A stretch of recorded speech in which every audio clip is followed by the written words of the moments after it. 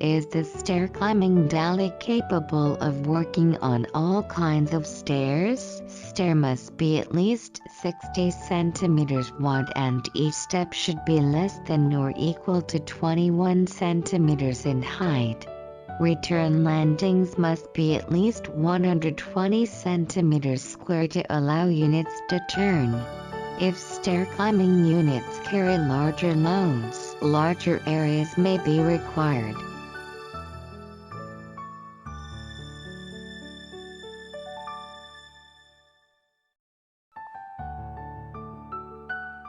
The stair climbers will work on hard and securely carpeted surfaces.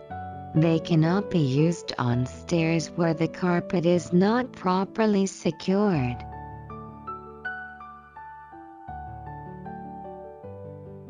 The track-style stair climber will only work on straight stairs.